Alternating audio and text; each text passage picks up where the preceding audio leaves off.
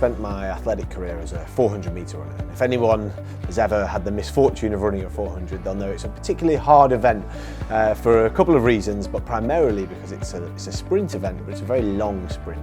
So as a result, to be an elite 400 metre runner, you need to be kind of an elite power athlete and an elite endurance athlete at the same time.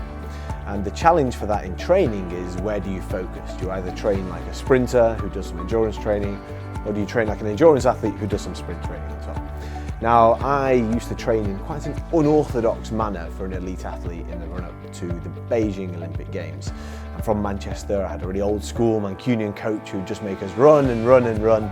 And we used to train in this sort of endurance method, and it did quite well for me. I reached the semi-final in the individual event around under 45 seconds, which is an important benchmark.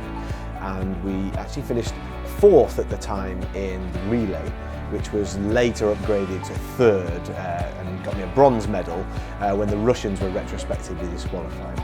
So I used to train in an unorthodox manner for that, and I did quite well.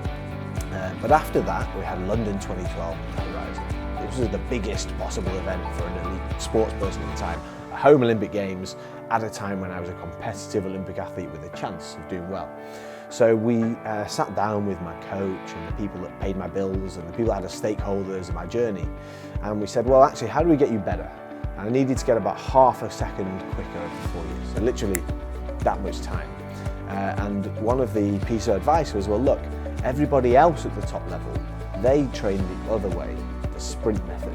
And actually your weaknesses are in the sprint part of your race, so you should probably go down that route too. It's good advice actually, everybody else does it that way, I need to get better, so let's work on the weaknesses and pursue that. But unfortunately it didn't quite work for me, so over the next 4 years my career actually started to go downhill.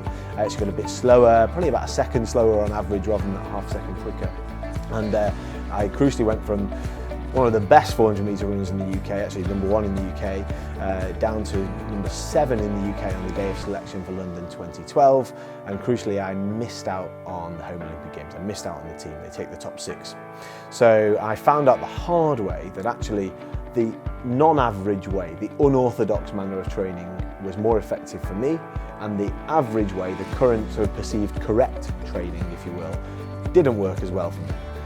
And it was only later in my career, after I'd sort of experienced that failure to make the team, that I discovered a few factors which could affect that. And one of those was actually my genetic makeup, how I was built from a DNA perspective. And the fact that there's a specific gene that's present in almost every Olympic power athlete or sprint athlete that's ever been tested has a certain variant of this gene called ACTN3, and I didn't have it. I'm in that 1% of Olympic power athletes who don't have that gene. So by default, the way I trained, the way that worked best for me, would have been anomalous. So actually I need to use that. I was an anomaly, so my training by default also had to be an anomaly in the environment. So it really just taught me that trial and error showed me what worked and what didn't work for me. But actually one of the main reasons behind that is just avoiding just following the average advice just because it exists and that's what everyone else does.